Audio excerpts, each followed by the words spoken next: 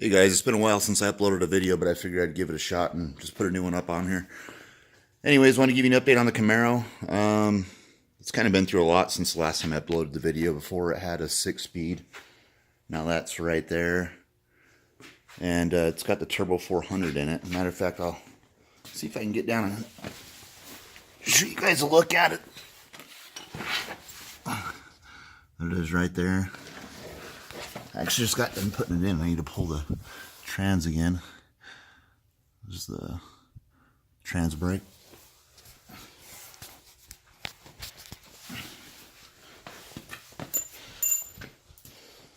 It's just a nitrous car right now. I'm spraying a 200 on it. It's a nitrous outlet plate. It's got an electric water pump, no power steering, no AC. And I've made this serpentine belt configuration right here, so it's just got like a 31-inch belt. You see it going from that SLP Interdrive pulley over to here. There's actually a turnbuckle right there that I use to adjust the tension. So it's kind of a mess right now. I just ended up putting the motor back together. I put GPI heads on it. Those are milled and ported. It's got header studs, ARP hardware inside. Well, I guess just the bolts, I should say. But we got a Lingenfelder box control the retard, and then we've got the NOS controller here, NOS controller. Other than that, it's, MSD tack adapter. I've got, I deleted my PCV system.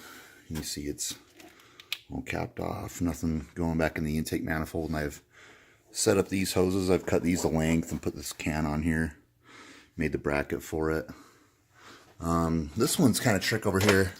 Like I said, I just got the motor put back together, so the wiring's kind of needs to be cleaned up, but I drilled and tapped the valve cover, put a fitting in there, cut the baffle out to get the fitting in there, welded it back in, and then made this hose to length to go here. It's got no fender wells, well, the liners I should say, so you can see right down in there. It's got the GPI S303 cam, or GPI SS3 cam. Right now it's got the Weld RTSs on the car, but I actually have new wheels coming. Matter of fact, they're the Magnums that you see here that I have for this Mustang with the LS motor in it. But so it'll be running the same wheels. Similar to the one in the back, that's a Magnum 3, the big one in the back. But it'll be a true Magnum, so just a race wheel only, like the fronts. But it'll have a bead lock. I haven't bought those yet. I've already bought the front, so they're just kind of spendy. So I buy them when I can. Cut the bumper down. The bumper used to be, down to here. Cut all that off. I would have took the whole damn thing off, but as you can see here, the bumper is actually used to support the front end. When I say front end, I mean the, front clip, whatever you want to call it. And so you can see where it's riding on it here. So if you don't have that there's no support. And so I just cut it down for that. And I needed a place to put my tranny cooler, so that's mounted right there. That's for the 400. I've got the fittings undone just because it's I got to pull the trans again. But it's such a pain in the ass trying to get the fittings off the trans to try to yank it out that it's easier for me to just unbolt it from here and then drop the trans down to give it some length. You can see everything is gone as far as the gosh, I don't know where I put it, but the condenser for the AC. Now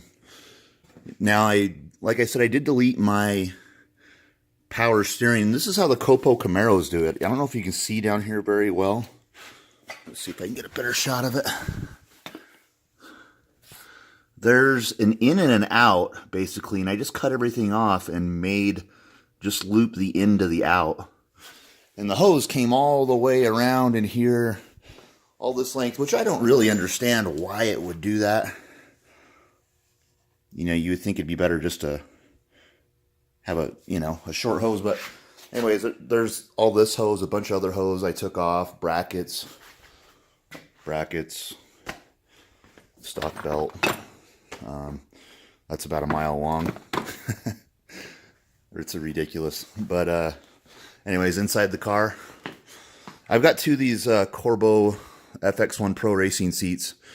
I only have one in there just because I just try to save weight. The car's really just set up for the street. I want to take it to the track. We tried last year, but it wouldn't. I was going back and forth with the tech guy sending pictures, and it wouldn't pass tech with the way I've got the nitrous mounted. Anyways, there's the TCI Outlaw shifter. I'm actually ripping that out of it this weekend.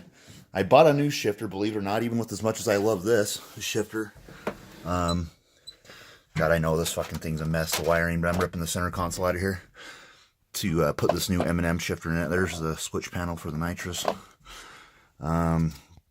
But yeah, the TCI Outlaw is a badass shifter. I've loved it. It's a 2-button, so one button I have my trans brake, the other button I have my 2-step.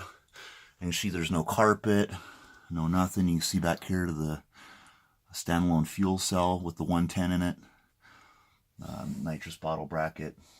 I don't have, this car doesn't have ABS. It doesn't have the body control module. The fuses are out and everything. Doesn't have a speedometer. I do all this because it throws all these codes when you're launching off the trans brake and making runs. And then I've got this undone just because I undid the battery. But this is basically what made it not pass tech, is having it mounted to that. It needs to be mounted to 0.1 gauge aluminum or steel. And to be honest with you, 0.1 gauge aluminum isn't near as strong as this GM piece here. But I guess it is what it is. So I'll have to make something and have it that. But the idea for me was to mount it to here. That way I could access the battery whenever I need to, just like I am right now. Bolt it back on with that. But yeah, that's the standalone fuel cell we have for the nitrous, or I have for the nitrous. This has got 110 in it. You can see the in and the out. It's got the breather here, just the wiring. And I've set up all my relays over here. It's kind of dark, you can't see. Guess I got one right there too. But I've done everything myself on this car. It's kind of a hobby of mine. I can't afford to have anybody else do it anyways.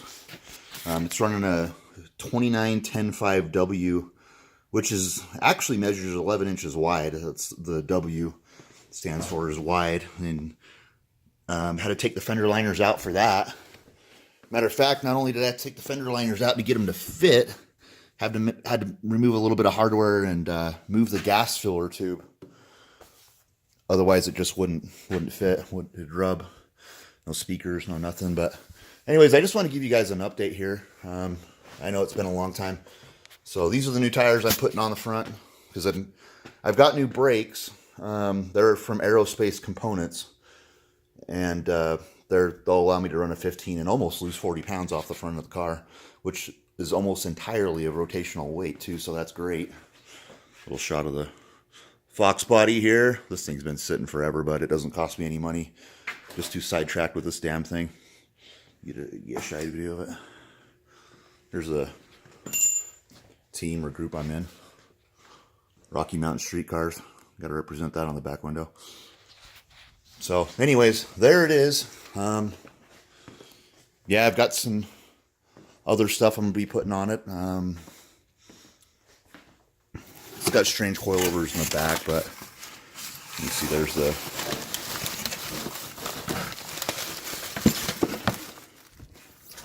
front ones. These are the same ones used on the Copo Camaro. Can't even remember what's in here. And then, yeah, well anyways, guess that's that. I gave you a start video, but I got to pull the trans out to take the converter back to send to Circle D. And yeah, well anyways guys, I will upload a video hopefully sooner than later. Give you a shot here. I guess I'll give you a couple more details. Right now the stall's supposed to be at 5,100 RPM, although I haven't drove it before. It was at 53, and I was blowing through the converter on a 200 shot of nitrous. But I was shifting at 6,500 RPM, and so I'd hit it, and it'd go almost immediately right to the rev limiter. So obviously that's not good. It was actually an NA converter. It's the smallest Circle D you can get. It's they measure in millimeters, but it's a billet converter. So they knocked it back only to 5,100 RPM. They knocked it back to 5,100 RPM. They said they changed out the stator in it. So it should tighten it up a little bit and make it a little better for nitrous. But I only knocked it back that much because I changed the cam in it. So this new GPI cam, I should be shifting around 7,000 RPM. So between getting the extra RPM from the cam and then dropping the stall down to 5,100 RPM, it should be right on the money. So hoping the car runs really hard. It should be under 3,350 pounds. It was 3,440 before I started ripping all this shit out of it. You know, the AC, the power steering, the cutting down the bumper, the windshield wiper reservoir, the brakes, and a bunch of other stuff. So we'll see how it goes. But anyways, I'll give you guys an update here in the future. Thank you.